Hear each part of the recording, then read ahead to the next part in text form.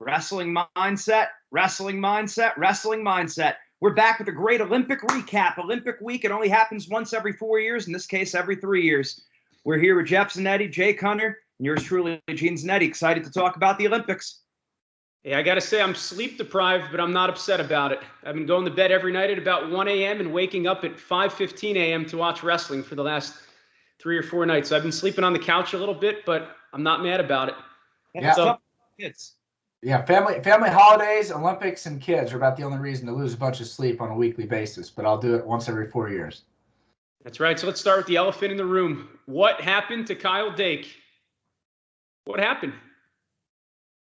Well, for the first time I've ever seen, Kyle Dake got teched, which is extremely unusual for somebody that's as defensively powerful, which we saw in multiple of his other matches. So, I mean, first, the tech is a lot of people talking.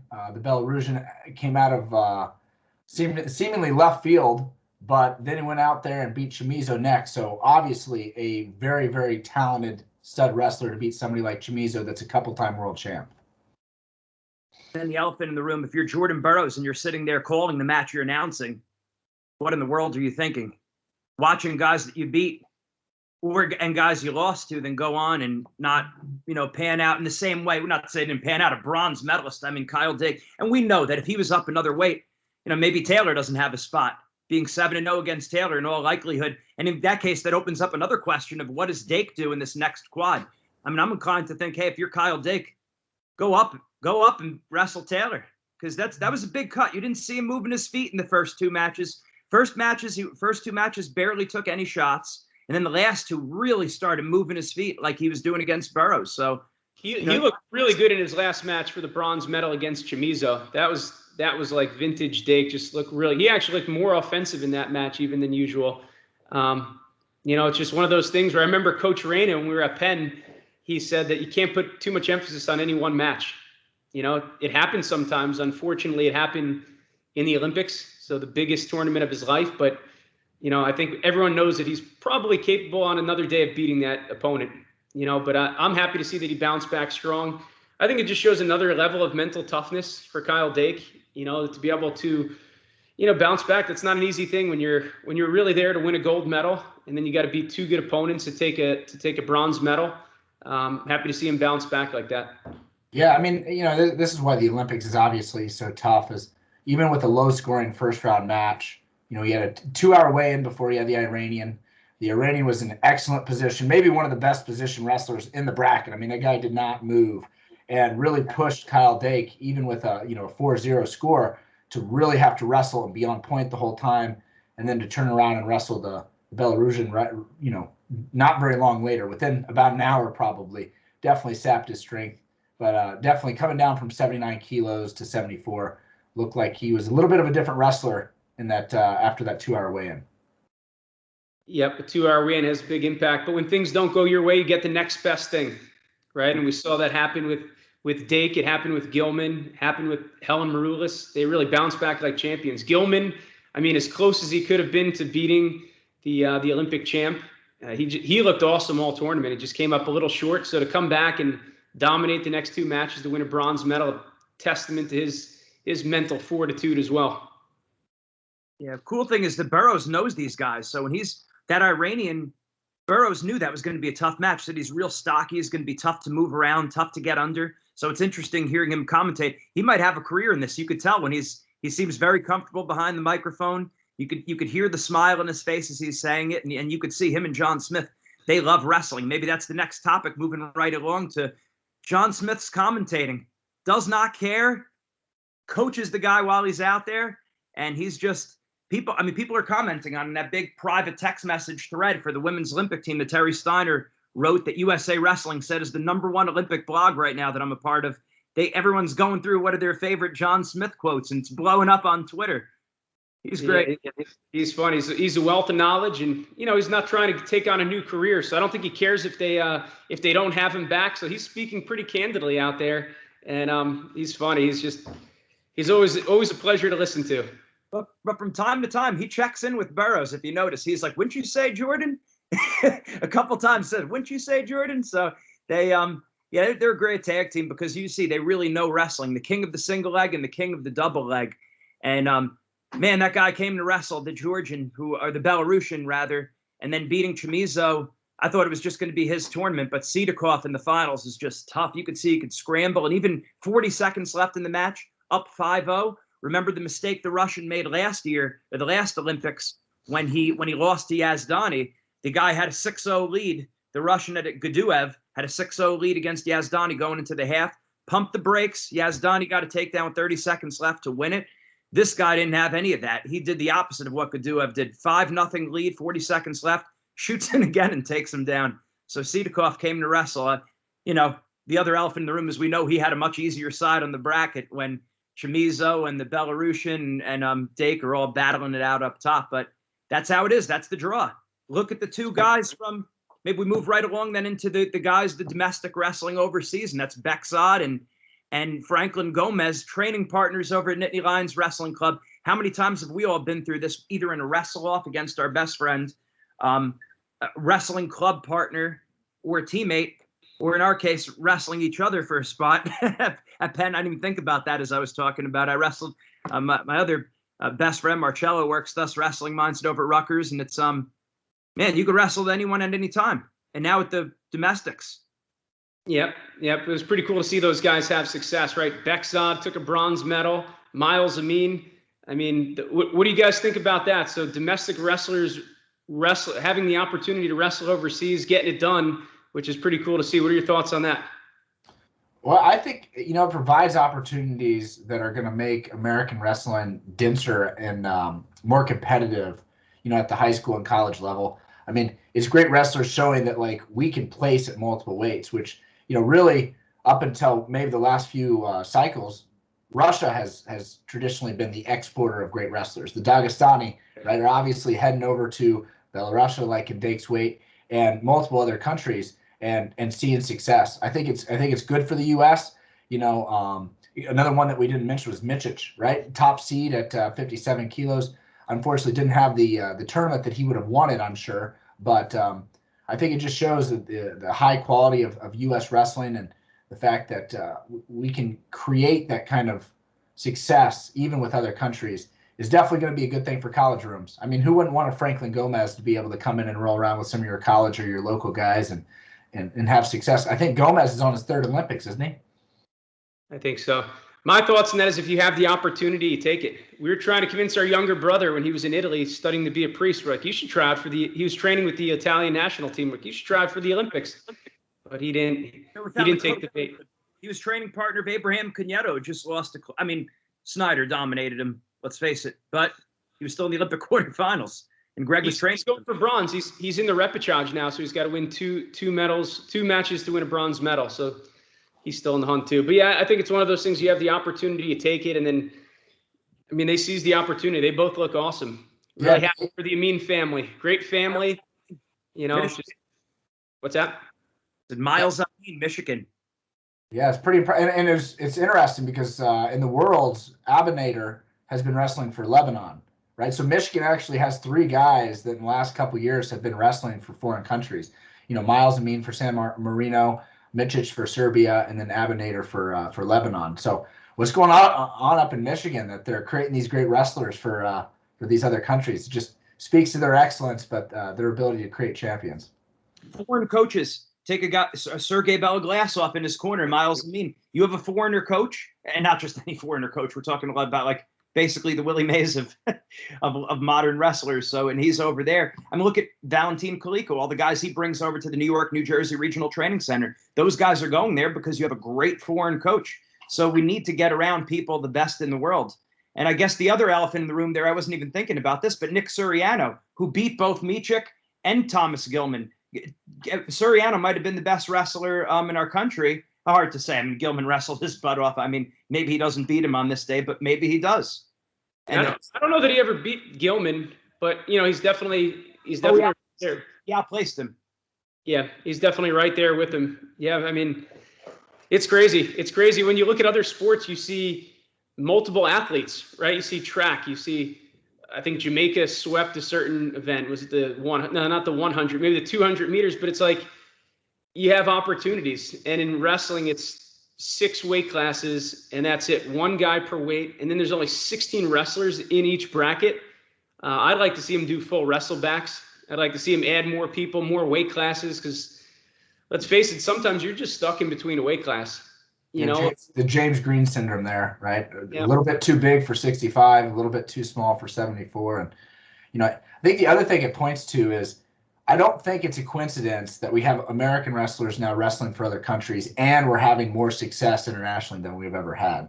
That depth, that wrestling high competition is definitely raising the bar across the board, which should just be an indicator for any young wrestlers. Like, seek out that competition, right? You don't want to be ducking good wrestlers or avoiding the toughest competitions, because it seems like in the U.S., as we get more depth, we have more success at the highest level, and drives our best wrestlers to get better and raises the bar for those wrestlers on that are 2nd, 3rd, 4th, or even 5th on the Olympic ladder.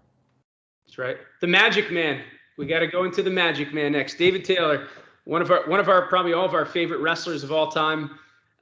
Just embodies being aggressive and relentless from the opening whistle to the second whistle to the last whistle.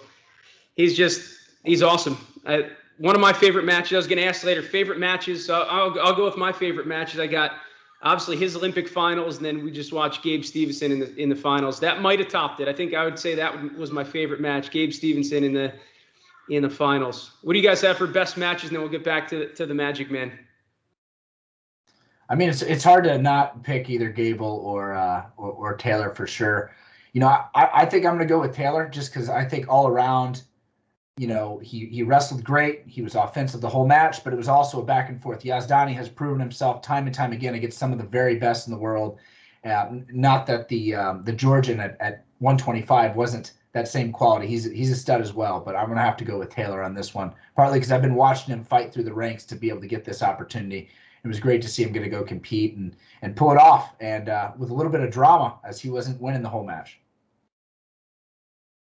Unbelievable. It just shows the depth of the United States as well as the longevity of David Taylor and Kyle Dake being in it for so long, because we know these are people who, if the Olympics fell in a different year or different weight classes, or if you were able to bring 2 or 3 people, like we were saying, wrestling being so much tougher than other sports. I mean, imagine if they had the Gable 9-minute match, and then a separate was the half and half, 3 minutes, 3 minutes. And then they do the Terry Brands when it was 5 minutes straight, the matches in the Olympics. And then they had another event where it was the different periods. First period, second period, third period, you win 2 out of 3, it's over. And then they have all the different weights they've had through the years. You'd have wrestlers who'd have an opportunity to win 4 or 5 gold medals. Imagine if you're Kyle Dake and you lose, and now you get to wrestle in a different time. He probably wins. So it's crazy seeing those guys being able to stick around so long. Yeah. One thing David Taylor talked about is just staying in the moment and wanting to be where you are. And you would assume that would be the case, right? Wrestling in the Olympics, like, this is where I want to be. There's nowhere in the world I would rather be. But he was even saying there's so many wrestlers that just want to get it over with. It's like, I want this to be done. I want to have won already. But he talked about you got to want to be there. You got to want to be in that moment. And then I see him running out in the gold medal match, smile on his face, clapping his hands, like pumping his fist to the crowd, right? And just excited to compete. And it's like, that's a hard thing to do when you know that this is, you know, you could realize your dream in the next 6 to 10 minutes, right? And he's smiling, and he's going to have a tough match. He's wrestling an opponent that is going to be relentless as well. So, you know, I just think about mindset principle number 1. I'm thankful for the opportunity to wrestle. And man, that guy loves it. We know they talk about that all the time in Penn State, right? Just gratitude, being thankful for everything, being able to wrestle, being healthy, for our coaches and our family. And I think he, not only did he talk about it in the interview after he won, but he actually wrestled with gratitude. So that's a huge shout out to him and the supporting staff around him. I was afraid he might come out too excited. I mean, I figured he probably wouldn't, because he probably learned the lesson from Dake. But in my mind, I immediately thought of that epic NCAA finals match where David Taylor came out fired up. Everyone knows what we're talking about here. Pumps his fist, ran out, took Dake down in the first 3 seconds or whatever it was. And then it's like, and then he kind of, not blew it, but he ran out of steam a little bit because he came out too fired up. I was like, I think he is going to want to really be in this Olympic finals match. Hopefully he's able to, hold his horses there a little bit and settle in. Yeah. And Yazdani wrestled him totally different. He saw a completely different Yazdani. If you look at all the other matches, Yazdani was attacking, scoring on Taylor. I think he's not as good of a scrambler as Taylor, but he's every bit as slick as David Taylor. When they get into it, he's able to score. He didn't do any of that. He just kept it close, which is probably the best thing he could have done for giving himself a chance to win. Yep. The other thing we thought about, we were talking about before the show, having an element of fun. Jake, who embodied that during this competition and how? I think Tamyra Mensah-Stock, bringing a karaoke machine. She knew what song she was going to be singing. I think it was Mariah Carey's Champion, after she had won the gold medal. I mean, it's such a big piece of sports that if you can make it fun, even though you're trying to win, you're very competitive. It doesn't mean you're not taking it serious. It just takes a little bit of that pressure off you. And, I think most great athletes recognize that. I think she embodied that really well in a very unique way. And I just love her as a representative of the U.S. You can just see her excitement and just her personality coming through. I mean, she is just a phenomenal role model. She wants to be a role model. She's very clear on that and just wrestles extremely well and brings in the element of fun with the karaoke machine that I think is just a really enlightening piece of what is one piece of her success at the highest level. Yeah, her interview after is definitely my favorite interview so far at the Olympics. Just a genuine person, excited, full of emotion.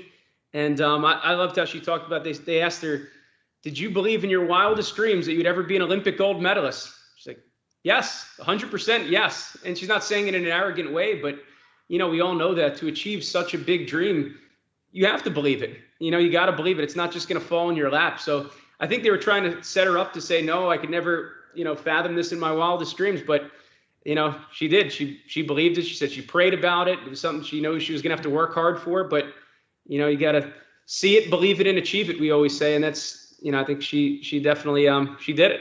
Yeah, and I loved one of the ways she said it was, I knew it from, I think, 10th grade is when she said she believed in it. And then it was just the how do I make it happen piece, right? Which I think so many athletes are faced with. And, I think there's a lot of answers to that and there's a lot of pieces of that. But, it's the follow through. A lot of people want something, right? A lot of people know that they're going to have to do something to do it, but it's that follow through day in and day out. And that's where that belief becomes so important, because if you don't have that belief, you're not going to be as motivated to put in that time and that energy over and, an intervening, 8 years for her or something like that in order to be able to make that happen. But amazing person, and really glad to see her win the gold. And I think hard to say she's not one of the best pound for pound female wrestlers in the world right now. Yeah, beat Adeline Gray in that super matchup they had before, who also wrestled unbelievable. And just to think about that faith, it's the people who are doing the best. They're talking about God. They're talking about their faith. It's just very clear there's a pattern. If you don't see it, you're blind, basically. Like, they're talking about something bigger than themselves. The other thing I'll say about Tamyra is that she also brought up her country. So here's and that's an important thing, because nowadays you see a lot of garbage, and it's usually we're not going to mention names, but it's the same kind of, the people who tend to be anti-country tend to also be anti-faith. And what happens is you're seeing they're competing about themselves. And them competing for themselves, you're always more likely to do worse. Kenny Monday spoke about this when we had our meeting of the minds, and he was saying that, being about the team takes pressure off. And that's not the reason why you're about the team. You're about the team because you're a decent human being, because you genuinely care about others. Focus on yourself, do what you have to do to win, but it's about the team also. So she said she's so happy to be in America. She's not taking a knee and all that kind of stuff. So it's just a great thing. And I think it's funny, because at first you could say her interview is all over the map, but I think her being so much in the present moment, she laughed, she smiled, she cried, and she sang all in one interview. Only Tamyra Mensah-Stock, only her. Yeah, and it was funny on the stream I was watching for the Olympics. It's almost dead silent the whole time with no fans. And then one of Snyder's matches, the last 10 seconds when he's winning, you start hearing USA get chanted. And I'm like, well, who is this chanting? There's no fans here. And then they pan up, and it's Adeline Gray and Tamyra Mensah-Stock and some of the other female wrestlers and some of the other male wrestlers that are finished, all chanting and excited. I think they got some flags and stuff. Just cool to see them, again, supporting their teammates. They're not done. I know some of the stories you read about the Olympic Village is the mess or the partying that happens. And, the day after they win gold or silver, they're out there cheering for their teammates, cheering for their country in the sport they love, which I just think is a really cool, unique feature of what happens. I'm going to I'm going to give the heart too, because that's the other thing all the girls are doing. I think that's more the element of fun. When I think about our mindset worksheets that we have, the karaoke thing, it is an element of fun, but it's more kind of like the worksheet we have where them preparing in between rounds and the night before what they're going to do to distract themselves and keep their mind off wrestling. The heart is more like in the moment. They know they're like, and we all know it's meaningless. Not meaningless like there's a subjective meaning there, but objectively, it's silly. It means nothing, but that's the point. It means something to them. They're having fun and they're enjoying it. That's right. All right, this is what I want to do. I want to go through our 4 mindset principles because you see them at play. Obviously, there's a reason why we made them, and when you watch the best in the world, right, they're embracing the mindset principles. So let's just go through them, and then we'll talk. We'll see where that leads. You know, who we think about, what Olympians, and we'll kind of go from there. So mindset principle number 1, I'm thankful for the opportunity to wrestle. What are some initial thoughts on that one? I think David Taylor expressed it really well in his interview. I mean, he's thankful, he's grateful, right? Just you got to want it. I think he embodies that really well. And Gable Stevenson. Helen Maroulis too. She came to wrestle. She didn't have to wrestle in this Olympics. Her legacy was safe, and then coming back after a loss and taking it, you're seeing these people smile. I mean, all the best. The people who are winning tend to be smiling. Yeah, I didn't want to skip ahead, but I look at Helen Maroulis for number 3. I have no fear of losing or making mistakes, and I think about her because you think about the last Olympics, you really can't get much higher than that, right? She beat the legend in the Olympic finals, so it's like where do you kind of go from there? And then with the last 4 or 5 years with her, like, you know, concussions and injuries, and is she going to wrestle? She wrestled like a month and a half ago, and she was pinned in the tournament. So like a lot of ups and downs in the last 5 years, and it's kind of knowing in the back of your mind, it's like, hey, there's no way you can repeat exactly what you did last time, right? But what's that? Move on. He did it. Yep. So, but she goes out there, so it's like that shows that she's not afraid to lose. She's not afraid to make mistakes. And you know, it paid off. She was a bronze medalist. I thought she had an awesome tournament. You know, she lost a really tough one earlier on, and she came back and battled for 3rd. So she's one of my favorite wrestlers to watch. All style. Yeah, the other one, if we're talking about principle number 3, Jakara Winchester, right? World champ last year, you know, gets beat, and it wasn't necessarily the closest match. She didn't have her greatest performance, that's for sure. Fought back, got bronze, just continued to wrestle, bounce back from that. Definitely, you know, not afraid to lose or make mistakes. She just went out there, put it behind her, and kept going. Yeah. Then also Adeline Gray, going back to mindset principle 1, you know, she looked like this year just was really focused on enjoying the experience and being grateful to be out there. And I think that's the big difference between the last Olympics she was in and this one. It seemed like she was really looking to enjoy and have fun with it and stay in the moment. So, okay, mindset principle number 2, I am aggressive and relentless. Thoughts? Gene, you're going first on this one because I got another one. Burroughs and Smith, the announcers. Because you know what I like about it? John Smith is really about when the guy gets it. First of all, they're always talking about scoring in the first minute and a half. They're always talking about that. And next, another thing that really makes them happy, if you're listening to them, is when the person gets on top and gets a turn. They're like, that's what I like to see. And they also like it. John Smith saying there was like 15 seconds left. The person was up by 2 points. I forget what match it was in the half. And he's like, you want to get one more of these takedowns and put it into 4-0 into the half. It's like they're thinking about conversion. They're thinking about being aggressive. They're thinking about converting into back points, turns, and they're thinking about scoring at the end of periods. I'm going to go with the announcers in this one. But all the athletes are embodying this. Gable Stevenson putting up big numbers against good people. Yeah, he's pretty impressive. I mean, I think the fact that Snyder and Sadulaev both probably exhibit this. I mean, you just watch them when they walk on the mat. And I think Sadulaev's first match, you could just see in his opponent as he walked out there, just was not necessarily excited to compete against him. And his quadrant was like the quadrant of death. Like there were several world medals, Olympic medals. That was a tough one. But both those guys, and I think it's one of the reasons everybody's so excited to see them in the finals. They're very dominant. They're very aggressive. They're not on the mat to play, right? They're out there to break people, score points, and do whatever they want.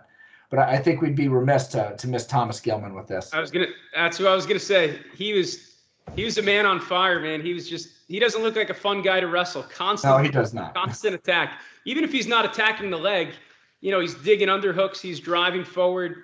He's aggressive. He's relentless. Yeah. I was watching one of his interviews last night from it says the best of Thomas Gilman. I was watching it on Flow. And I was cracking up even as I was going to sleep. I was about to fall asleep and I laughed out loud where he's like, that's not being aggressive. That's being dirty. You're pawing me in the face. You want to box? You want to fight? Let's take it outside. No one will know. So he wasn't even a guy who just likes to fight. That's great. Yep. So, all right, back in order. Number 3, I have no fear of losing or making mistakes. One of the stories that I tell to pretty much any wrestler that I've ever worked with is the David Taylor story of, he told us right after he won his first NCAA title that he remembers when he was in Fargo, he was in Greco, he was winning 9-0. So imagine being up, I think he was going for his first Fargo title. He's winning 9-0. He's still attacking, looking to score and put the match away. He gets headlocked and pinned. Especially for a young wrestler, that's heartbreaking. That's a key moment right there, and that's an easy time for somebody to say, I'm never going to do that again. I'm going to be up 9-0, and I'm just going to circle and back up, right? But he had a great coach. He didn't say who the coach was, but a coach went up to him and said, that attitude is going to get you very far. Don't ever stop attacking. I know it hurts. I know that it's a rough loss, but never stop it. Obviously, one should know to attack intelligently, be intelligently aggressive, but at the same time, don't let off the gas. And so this was the first thing that he said after he won his first NCAA title against, I think, Hatchet back in the day. And he won like 21-6. It was a tech fall. And I think, thank God he had a good coach who's telling him that, because, he's done that. He's definitely done it ever since. And it paid off. the first 3 matches, all tech falls. And then the last match, if he doesn't have that pace and that aggressiveness the entire match, he probably doesn't get that takedown with, 10, 15 seconds left. So just not afraid to lose, not afraid to make mistakes. And, he got scored on a few times, and that's going to happen, right? We can't be afraid to lose. We can't be afraid to make mistakes, because otherwise, what the great John Wooden said, if you're not making mistakes, you're probably not making much of anything, right? The team that makes the most mistakes actually usually wins, because they're getting after it. And Adeline Gray, too, had an incredible performance. Obviously, silver was not what she necessarily came for, but, her match, she gave up points by attacking. And I know for myself, anytime I've lost matches, if I put myself out there, I felt not necessarily great about it, but better about it than if I felt like I didn't do anything. She put herself in positions to win. Sometimes when you attack, it doesn't necessarily go your way, but that takes you a lot further than if you hold back, you never take those shots. Just the amount of live reps you get on great wrestlers, if you continue to attack, is huge long term, right? And I know if you watch Penn State, this is traditionally kind of how they wrestle. Lots of attacks, lots of offense. And Adeline Gray went out there, hit her takedowns, and sometimes you just slip, or it just doesn't work out like you want it. But you got to be able to pull the trigger. Yep, I think it's a lot easier to live with that. When it's like, if I'm gonna lose, do I want to be the guy that lost, or the lady who lost and didn't attack, or I went for it, I just whatever, slipped, didn't finish the takedown. Hats off to them for good defense. I'd rather err on the side of being aggressive, and like you said, you just learn and develop much quicker that way, because you're in more positions, so you have the opportunity to grow. All right, last mindset principle: I never ever give up. Probably the Greco team. And I think the whole thing is, you have to address the elephant in the room there. With so much success in freestyle, so much success with the women, and it's like we're just not getting it done in Greco. And it's not that we don't have good people. It's just there's, obviously around the world, our style of wrestling, folk style, doesn't translate well to Greco. I think it's probably a lack of heroes. And we have heroes in Greco-Roman wrestling. They tend to be upper weights. We need some lower weight, lower middleweight studs who are fun to watch. So, you have people going to different countries to compete, kind of going to the path of least resistance in a certain sense. Well, if you want to be an American superstar, Olympian, probably your path of least resistance is going Greco. And remember, those guys are crazy, man. It's like a fight out there. They're just constantly bashing and slamming each other, because there's not a whole lot of, wait a minute, there is a lot of technique. That's not what I'm saying there. But the point is that when you're going up against a good guy and you can't leg attack, there's very few things you could really do with a guy who knows how to counter. So it becomes a bashing, head smashing fight. So, yeah, I think sometimes I think about Greco as it's chess, but you remove half the board, right? There's a lot less openings, right, in the way they're doing. And you look at freestyle, we're having a lot of success with freestyle. Where are we still the weakest? I think it's pretty easy to see it's parterre, right? And, if you watch the Greco guys, the parterre is one of those that we didn't score as many points as a lot of our opponents. A lot of those matches, if you get a turn, it opens things up a lot. I think with doing folk style so long, and every time we have the Olympics or Worlds, I see posts on Facebook or social media about should the U.S. wrestle folk style ever? And I think the fact that we wrestle folk style makes it a little tougher for us to do Greco. And I think the parterre piece is across the board something that could be worked on there. As far as an individual for never ever giving up, I think it's hard to not go with Gable, right? Down by 4 points with 40 seconds left. It was very clear that Georgian was going to try to get him in positions where the clock would run out. And several times we get in positions where you could just grab a leg and just hang on, look like he's doing enough for the ref to keep it going. Down by, needing a takedown with 6 seconds left, and Stevenson gets it done.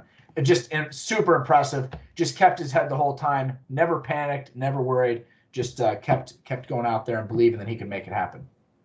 Yep. John's got to go back to John Smith again. He knew he was going to be in for a dogfight. He hasn't really been tested. He's like, he's going to be tested in this one. He's like, I think he's going to really have to dig deep. And we saw what he was made of. He was all blood and guts at the end. You just never give up. 6.5 seconds for a takedown, especially at heavyweight, really, really difficult thing to do. And, to do that with less than a second left, that's just awesome to see. Yeah, so we won 3 gold worlds in a row. So should he keep wrestling, or does he go to WWE now? What do you guys think? We'd all love for him to stay in wrestling, but you got to take the money if it's there. But remember, the money's not necessarily there. You don't automatically come out, win a gold, and now they offer you a 6 or 7 figure contract. We know they're making cuts. We know they're making cuts to WWE because we're in bad times. We're in bad economic times. And those guys tend to have a long career. So Gable Stevenson, keep wrestling. Put yourself, maybe he could do both. Maybe he'd be one of the people who does both. Ken Shamrock was UFC and WWE, and so is Brock Lesnar. Yep. And then I would say he's also young enough that, I don't know, we could see him go on a couple different adventures. Could we see him maybe leave the sport and either do football or do MMA or even do WWE, and then all of a sudden we have a 28, 32-year-old Gable Stevenson coming back to win another gold at the end of another career or in the middle of it. Who knows? He's obviously very talented. You don't often see a heavyweight that is able to dominate so many wrestlers. I think he only, other than the finals, he didn't give up any points, which is really impressive because he was not wrestling easy competition. And those flips that he's doing, they're not standard flips. If you notice, it's more like a layout. In other words, his feet are staying tight. His feet are staying still the whole. He's not bringing his knees up to his chest. He's going straight over with his feet. He has his legs straight. He's quite the athlete. And then I would say on the not quitting side, going back to mindset principle number 4, I'm thinking more maybe on the resilience side. But you go back to Dake and Gilman and Helen Maroulis, and it's so hard to do that. You're there to win. You're really there to win. It's not just I hope I win a gold medal. And I'm sure there's a lot of people there that are hoping that they get a medal, hoping that they win a gold. But these people are really there with a goal to win the Olympic gold medal and to come up short, in different ways. Dakes was, he got teched. Gilman was at the last couple seconds, right? Ellen Maroulis was towards the end. So it's, difficult things, but, they bounce back like champions. And that's why they are who they are. Yeah, and even these last 2 weights that haven't finished yet, heartbreaker for Hildebrandt, getting thrown with 4 seconds left. She dominated the whole match. Again, if you look back at aggression, she kind of pulled off the gas that last period.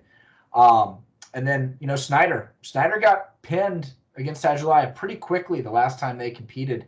And I think it's just, important one to notice, a guy like that, you can't let that get to you. You can't give up and just think that this guy's better than you.